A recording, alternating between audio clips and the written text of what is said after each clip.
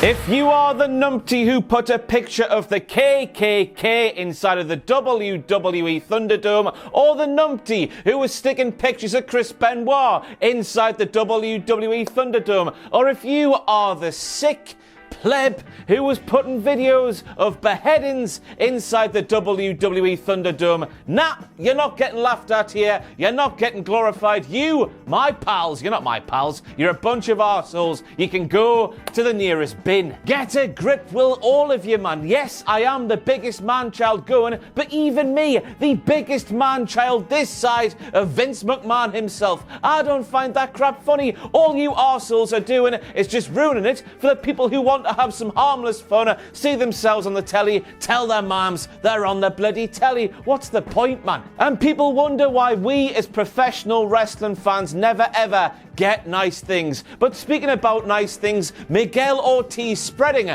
the good name of Cultaholic throughout the WWE Universe via the WWE Thunderdome. That's a nice thing. Next time you do the Thunderdome, do what he did. I am a disgruntled Ross Twaddell from Cultaholic.com, and due to working through the night covering SummerSlam 2020 and not sleeping for like forever afterwards, I completely buggered myself yesterday, so I couldn't come into work. So here we are on Wednesday covering all the WTF moments from this week's Monday Night Raw, and therefore, since this video is one whole day late, I think it's time we brought something back that you haven't seen on this illustrious YouTube channel for a very long time indeed. Hit the intro man.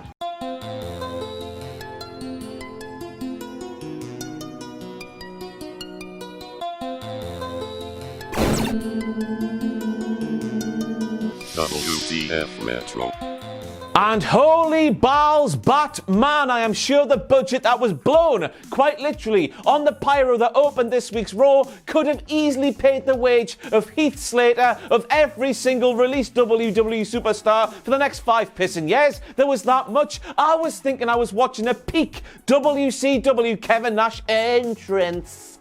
Why the hell did I say entrance like that? I've got no idea, but if you did see a Kevin Nash WCW entrance, you know what I'm talking about, don't you? Now, when I saw this advertised here, initially I was like, WTF, man. Vince McMahon, put your fetish away, will you? Your fetish for the big arms, the bulging biceps, the titivating triceps. Oh my God, look at all those veins. Linda, look at those veins. Like those veins, I think I'm gonna pop. I'm gonna pop everywhere, Linda. Linda, empty my grapefruits everywhere. That's what Vince is like, yeah. And I can't remember who put these stats out there on the interweb, but somebody did, so thank you very much. But the stats for WWE arm wrestling competitions are absolutely baffling. We have a playlist for WWE's over-the-top arm wrestling contests, 54 million hits on YouTube. Braun Strowman versus Bobby Lashley in an arm wrestling match, 89 million views. All of those stats, WTF moments, one and all. Never mind Vince McMahon and that sick freak of a fetish that he has for massive muscles. Who knew that us professional wrestling fans love the arm wrestling matches so much? I didn't. Unless, of course, and there is a chance this is a thing, that all 54 million hits for the playlist and 89 million hits for the Bobby Lashley versus Braun Strowman arm wrestling match are just Vince McMahon repeating that video over and over and over again as he uses it for foreplay before a big night in with Linda.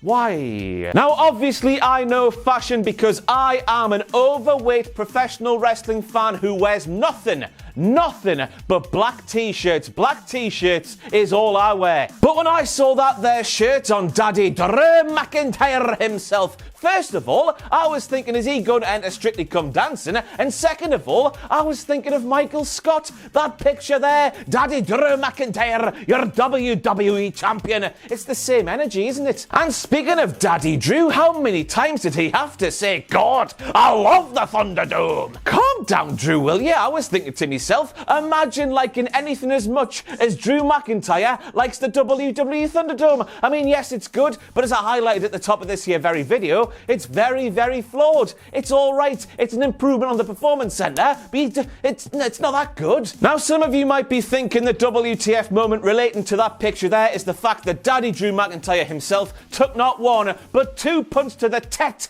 the head, the cranium, the skull, the head, and he managed to get back up. But I believe the real WTF moment here is the fact that Daddy Drew McIntyre himself was able to roll around on the floor and do some things like that, and a kick and a punch for the first of the month, stuff like that. He was able to do some physical combat with Randall Keith, and despite that shirt being so tight, and despite Daddy Drew's big muscles being so big, oh my God, so big, the shirt didn't split. That's the WTF moment there. How did that shirt not split? Give whatever material that shirt is made from a WWE World Title, WWE, because quite frankly, that material there is the strongest thing in the world, containing those bulging biceps. Vince, calm down, will you? Nice to see those signs are being really effective backstage in WWE. And after Shayna Baszler called Nia Jax that name, I, a professional wrestling fan who didn't know too much about Haystacks Calhoun other than he was a wrestler who existed once upon a time, I learned that Haystacks Calhoun must have been a really meh professional wrestling performer who was really well known for injuring his compadres. Wow, that's such a sick burn. Even Gimmick Infringement Kane, who was sticking about in these WTF Moments videos, thanks to your feedback on the SummerSlam WTF Moments videos, even he is feeling the heat. But I'm just shocked that such a historic professional wrestling reference was made on WWE Raw here in the year 2020, when you remember Vince McMahon's penchant for not making things seem older than they actually are. How old did he make the sport of professional wrestling seem, eh? Wrestling's not a sport, Ross, you tit. But just imagine Nia Jax's face when she Googled Haystacks Calhoun.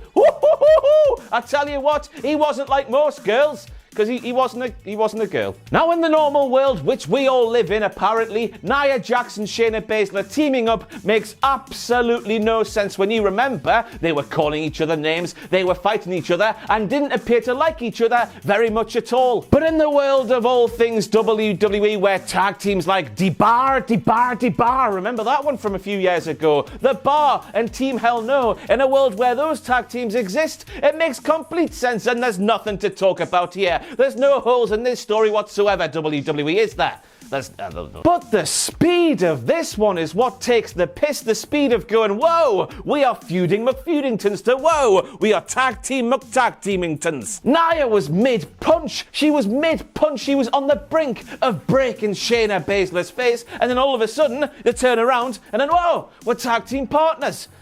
What? Now, initially, I was like, whoa, settle down, WWE. My pal Keith Lee getting Randall Keith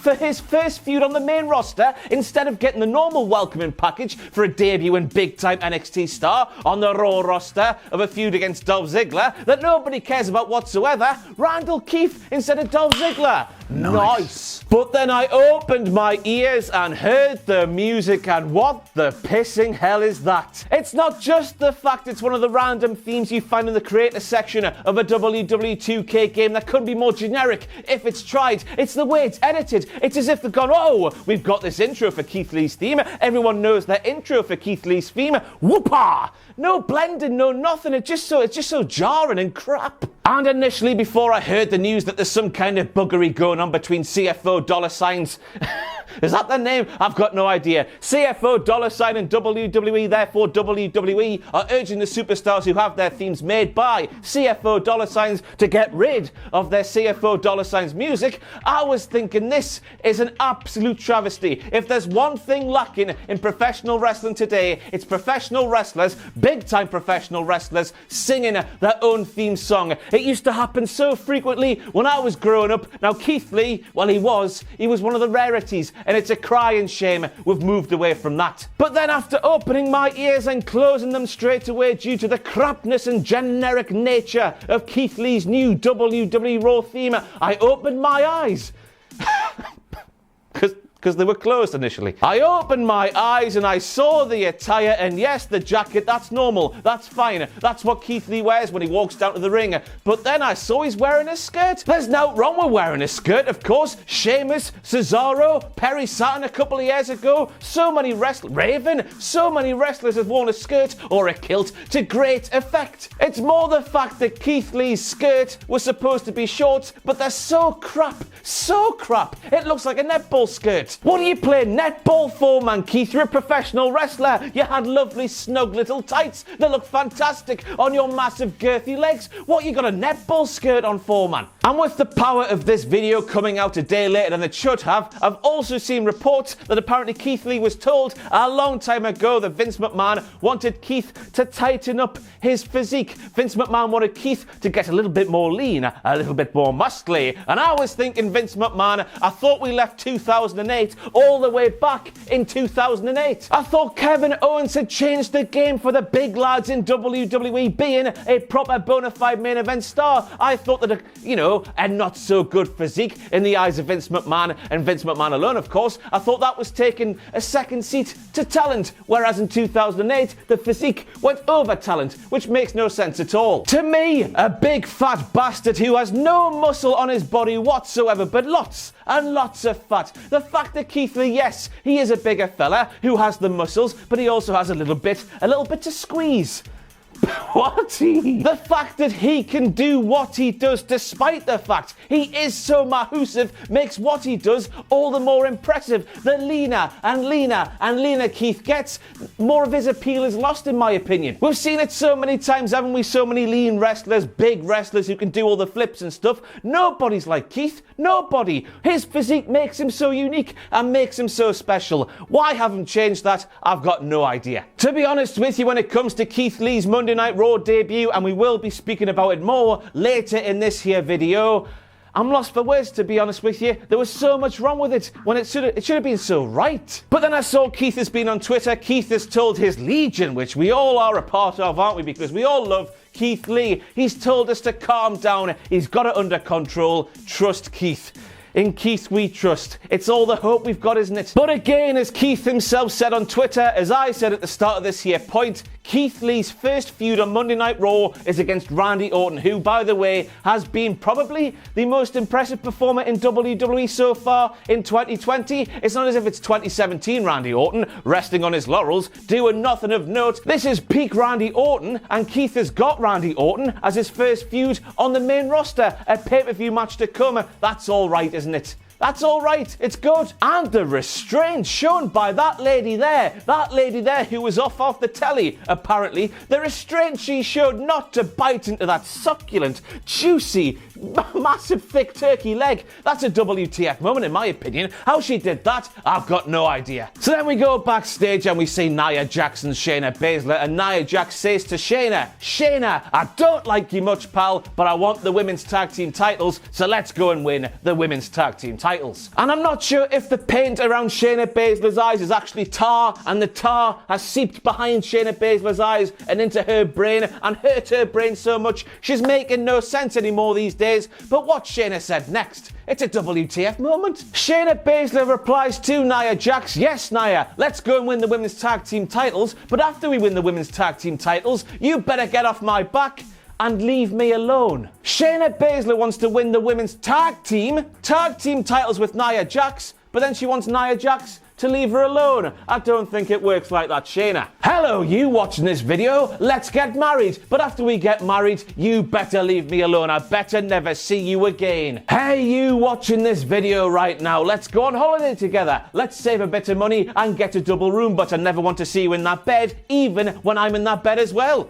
Let's enter a three-legged race, dear viewer, but when that strap is tied around our legs, I swear to God, if I feel your leg touching mine, I'll Georgia. I'm just struggling to see how Shayna Baszler thought that made any sense. So next up we have Bobby Lashley calling Apollo Crews little man, even though as that picture perfectly displays there, Apollo Crews is just about the same height and the same width as Bobby Lashley, and Bobby Lashley is stood next to the even more Mahusava Mark Henry. Now, as we all know, I am all for professional wrestling heels telling a few pork pies, a few little white lies here and there, but I don't like them looking silly like Bobby Lashley looked there. Unless, of course, they're supposed to look silly. That moment there, Bobby Lashley was not supposed to look silly, but he did. He looked stupid. Do you got that, Bobby?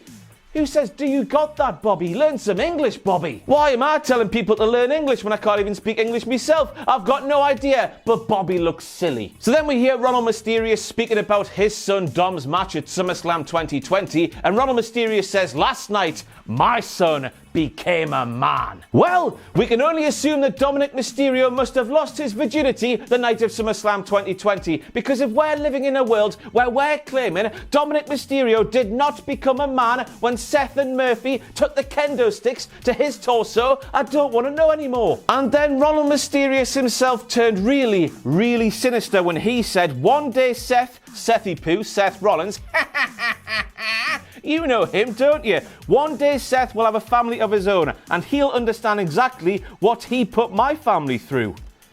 So did Ronald just threaten Seth and the man and their little baby? Maybe. And I, for one, would like to congratulate Lana and Natalya on their marriage and wish them all the happiness for the future. Just look at their clothes, man. They clearly got married, but if that does mean Rusev is on the market, Rusev, you give me a ding-a-ling, you big handsome bastard. So then we have two-time women's champion Natalya claiming she's putting together a career highlights promo package for six-time women's champion Mickie James. But then two-times women's champion Natalya, who was coincidentally stood next to no-times women's champion Lana, claims that Mickie James, the six-times women's champion, has no career highlights. Now, from my perspective, and this might be a little bit harsh to say, but from what I see from the watching WWE universe, nobody gives a hoot about this Natalya and Lana partnership so far. But WWE, man, despite that, at least give them a chance. It was all about the delivery with this one, wasn't it? They weren't doing it in an ironic way. They were just doing it in a way that just made them look really silly and not know their WWE history. They're lost causes, aren't they? Lana and Natalya, they're lost causes. It's harsh to say, but I think it's true. So as we knew heading into this week's Raw, Dolph Ziggler had a match on Raw Underground with Shane McMahon, who is of course the best professional wrestler in the world. And this match was even hyped up on commentary before we got to Raw Underground in the third hour. Yet despite this match already being booked and heavily promoted, it was mentioned of course on last week's Raw, Dolph Ziggler hops into the ring with Bobby Lashley, not James Ellsworth, Bobby Lashley, and Shane McMahon, who is the promoter, the MC, the sweatiest man in Raw Underground. He just lets it happen. That just doesn't make much sense to me, and it also makes Shane McMahon look very weak in his role of promoter, MC, sweatiest man on Raw Underground. And when does Shane McMahon ever look weak these days? Rarely. But I guess this has to be a WTF moment, but on the sort of flip reverse side of things, no, it's not a bad thing. It's actually a good thing, as what we saw on Raw Underground actually had some storyline implications and actually had a point to it all. Bobby Lashley was pissed off after what happened during that arm wrestling match against Apollo Crews. He was so pissed off, he just wanted to beat up a few men, so he went to Raw Underground and he did just that. But we go back on the flip reverse thing to a negative WTF moment from this week's Raw Underground, and that's the fact it ended the same way the first week's Raw Underground ended, and that way, of course, wasn't referenced on the second week of Raw Underground. It went nowhere. Yet we're back there, we're going round in circles. And then we have Tom Phillips claiming that Randy Orton's punch to the head of Shawn Michaels, why my hands are in the air, I have no idea. But it apparently took Shawn Michaels out, according to Tom Phillips, just like it did with Ric Flair, just like it did with Christian and other golden oldies. And I'm asking, it took Shawn Michaels out where, Tom Phillips? For a drink? Because it certainly did not knock him loopy like it was supposed to. Shawn Michaels was straight back up on his feet. Shawn Michaels reacted like he was walking down a corridor and somebody jumped out and shouted peekaboo. Bad from Sean. Bad Sean. Bad boy. A Randy Orton golden shower. You love to see it. So we've already made a mess of Keith Lee's music. There's a reason behind that, and that is fine. We've made a mess of Keith Lee's attire. Vince McMahon put your fetish for big muscles in the bin, you sick freak. But the match between Keith Lee and Randy Orton was going. It was chugging along well, so it was. Keith Lee was looking very good. Randy Orton was also looking very good. It was a good match that was doing a lot for Keith Lee, but then Daddy Drew McIntyre came out and Keith Lee on his Raw debut was just shunted to one side as if he didn't bloody matter. And after the last few years of NXT call sides, not calls up anymore, are they? They're call sides. We shouldn't be too surprised, but we're thinking, wow, Keith's here, he's going to be he might still be a big deal, but this didn't help him being a big deal, did it? Again, this is just one night for Keith Lee on Monday Night Raw, but in my opinion, you get one chance to make a first impression, and that's why I've got no friends. And this was Keith Lee's first impression on Monday Night Raw, and it wasn't a very good one. But hey, we've got a payback wrestling match on Sunday, Keith Lee versus Randy Orton. Hopefully, WWE rectify the bollocks we saw on this week's Raw. God, I hope. So according to the doctors at WWE, Drew McIntyre, after taking a third punt to the head from Randall Keith, Drew McIntyre might have a skull fracture, which could be either career-ending or worse, dead? And I was thinking when Charlie Caruso is stood there, why is Drew McIntyre not in the local medical facility? Why is he not in a local medical facility already? What we waiting for? But this is one hell of a thing for Charlie Caruso to say when she even admitted she just overheard the WWE medical team speaking. For all we know, the WWE medical team, who by the way had a massive thick wooden door between them and Charlie Caruso, who just happened to hear them speaking, they might have said, phew, thankfully it's not a skull fracture. Phew, thankfully there'll be no bleeding on the brain. And phew, thankfully Drew McIntyre's career is not in the balance. But when all's said and done, I don't know about you at home, but I was just wondering what Shawn Michaels and his really hard head, what he was making of all of this. I bet he was laughing. Samoa Joe, you proved during your time with TNA that you, my pal, you are a fantastic dancer. So don't be that guy. Don't say the pro wrestling, it's not ballet, when that's the state of the ballet dancers' feet. Ballet dancers are hard, or just as hard, if not harder, than professional wrestlers. Pass it on. I get sick of these people in wrestling saying the ballet isn't hard. Look at the state of them, man. Now, we know how lumberjack matches work, don't we? Outside the ring, there's a group of superstars. On one side of the ring, you have the bona fide baby faces. On the other side of the ring, you have the bona fide heels. And then at one point in the match, the heels and the faces outside the ring, they always have a brawl. It always happens. We know how lumberjack matches work. But look at Shayna Baszler up there and look at who she is stood with. She, in the midst of a lumberjack match, is stood with the baby faces. And that, just going off lumberjack law, means that Shayna Baszler, in the eyes of the powers that be, is a baby face. And after what we've seen over the past few years, I'm lost for words. And so in this screenshot here, we see Sasha Banks, who is waiting for Pamela herself, Bayley, to hand her a chair. And this is happening in the midst of a lumberjack match, of course. A lumberjack match is just a bog standard professional wrestling match. However, there's a few wrestling friends around the ringside area. And as you can see in the back of that shot there, the referee was watching Pamela trying to hand Sasha Banks a massive bloody big hard chair. And I'm just wondering, what was Sasha Banks going to do when she got her hands on that chair? What was the plan, Sasha? Was the plan to get disqualified in the midst of a Raw Women's Championship match and therefore not win the Women's Championship? Was it? It must have been. What was she doing? And based off what we saw from last week's SmackDown with the Firefly Funhouse version of Bray Wyatt heading into that very ambulance there, I do believe the number plates were exactly the same from last week's SmackDown and this week's Raw, but Firefly Funhouse Bray heads into the ambulance, re-emerges as The Fiend. I would not be shocked if at this Sunday at Payback, 3MB Drew McIntyre, the chosen one Drew McIntyre, that's the version of Drew McIntyre who comes back and attacks Randy Orton maybe. I'll repeat what I said on last week's SmackDown WTF Moments when Bray Wyatt was in there. Orlando, what kind of freaky morphine do you have? And then we hear Charlie Caruso saying that WWE's medical people did not want to waste any time in getting Daddy Drew McIntyre himself to a local medical facility, man, Ross, for goodness sake. But she was saying that a full 10 minutes after she was stood outside the medical people's room claiming that there was a skull fracture and career-threatening stuff and all of that malarkey. And I'm asking WWE's medical team, with your wonderful track record, what happened inside those 10 minutes? This is a WWE show. We all know there's going to be an ambulance on hand inside the arena just in case something goes wrong. So those 10 minutes, what happened? Bobby Lashley using the same Kimura lock as certain Brock Lesnar does there. Bobby Lashley, you saucy bath turd.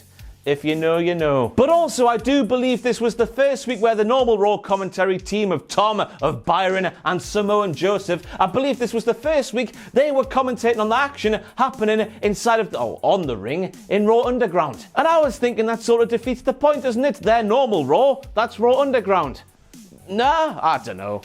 Bollocks to Raw Underground, what's the point? And I cannot have been the only person asking what the hell happened to the wonderful security team who kept that load of bollocks out of SummerSlam 2020. We're in the same building, for crying out loud. Who in charge of WWE had that security team turn up for SummerSlam 2020 but then not turn up for the following night's Raw? How does that make any sense? And on top of that, in the not too distant past, we have seen the full WWE locker room run off Retribution into the night when Retribution have tried to do some really childish things on a WWE show. But on this week's Raw, the roster was nowhere to be seen, which leads me asking the question, what has Ronald and Dominik, that made no sense whatsoever. What has Rey Mysterio and Dominik done to upset the entire WWE locker room? Unless, of course, and here comes one of my Payback predictions early, even though I'm not involved in the Payback predictions, you can take this one for yourself. I reckon Seth Rollins is actually responsible for Retribution. Put all the dots together from that last segment on Monday Night Raw and it kind of makes sense.